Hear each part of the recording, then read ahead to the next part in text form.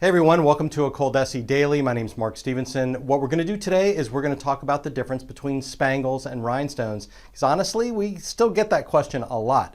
Now, we're going to do this in two parts.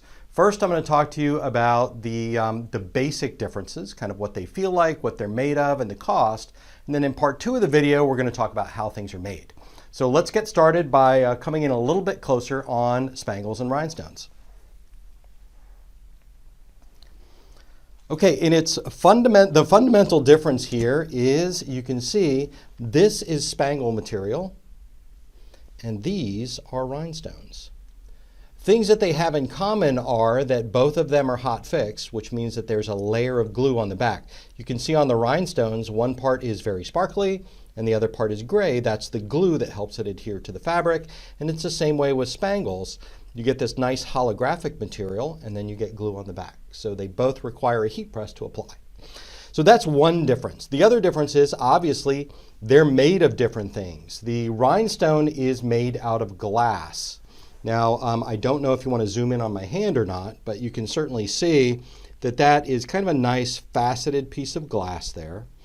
And it has a lot of texture to it. It's hard like a piece of glass.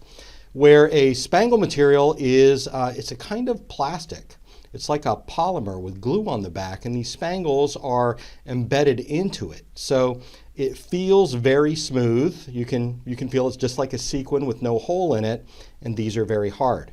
So that means a lot of different things to the results. Okay, first of all, this is what a rhinestone shirt looks like. It looks terrific, right? If you could feel it, you would feel that it was quite rough. And this is a huge design, which I'm going to unpack here for you. This is a big design. It's very heavy.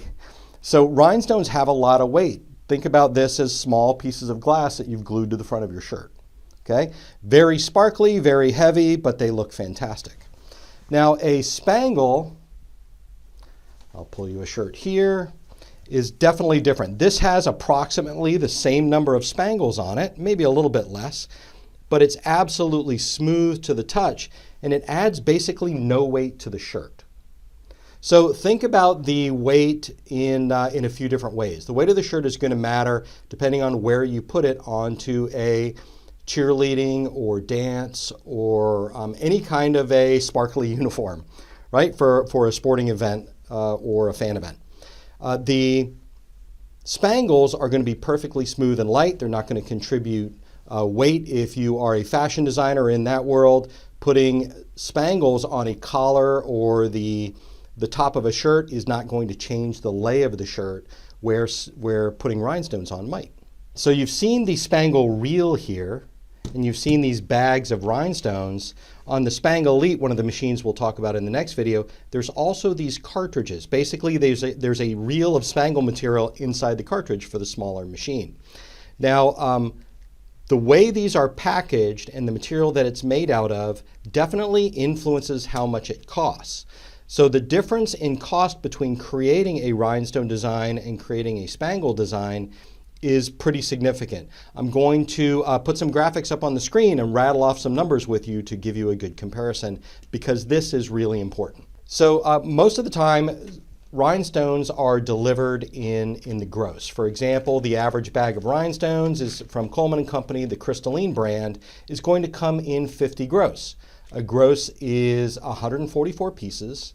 So that means that there are 7,200 rhinestones in a bag. Okay, and that bag is going to cost you about $32, $33 if you are buying them in color. Okay, now a reel of Pro Spangle material is going to cost you 10 bucks. So what you have to do to kind of compare prices is to break them down by the individual stone or the individual punch out for your spangles. Now these cost about 0.05 cents a gross, 0.052 cents per 144 spangles. So if you were to count 144 of these spangles on a shirt, that would cost you a little over a nickel. If you were to do the same with a colorful rhinestone like this red one here, then you are talking about 59 cents a gross. So that is about 11 times more expensive. If you are looking at a Pro Spangle reel for the Pro Spangle, you're going to pay about 11 times less than you would making the same design with rhinestones.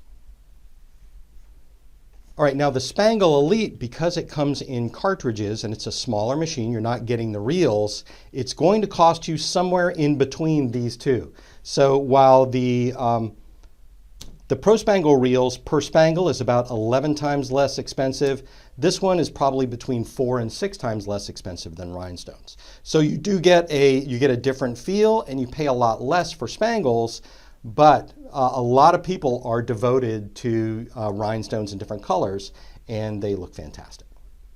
So among the similarities and differences between rhinestones and spangles, one similarity is how they are applied to a shirt. You're going to use sheets of transfer tape like this. Here is a spangle design, and here is the same kind of similar transfer paper that is a rhinestone design. And if you were to peel this back, you'd see that these are basically sticky sheets like Scotch tape, that when you heat press it, the glue on the back of the stones adheres to the shirt, and then when you peel this part away, you're left just with the design on the shirt like this. Now, regardless of how they're applied, the cost per unit or per design, you still end up with some very similar results. I want to just show you a couple of these. This is the same design that we did in both spangles and rhinestones. So many people can't even tell the difference until you point it out.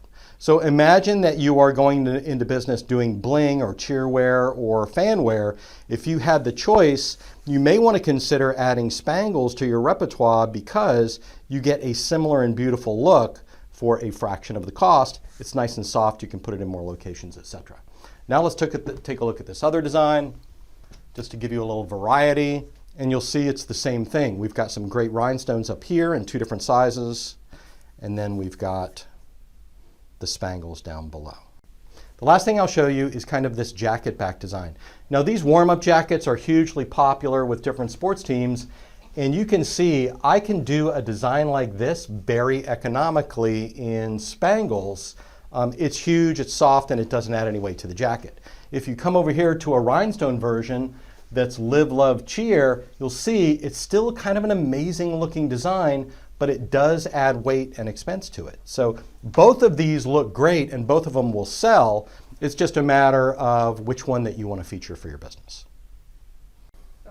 Okay, I hope you know now what some of the differences are between spangles and rhinestones, but one of the biggest differences is the way they're applied to a transfer and the different equipment options that you've got to do both. So we're going to do that in the next ColDesi Daily video, which is part 2 of the difference between rhinestones and spangles.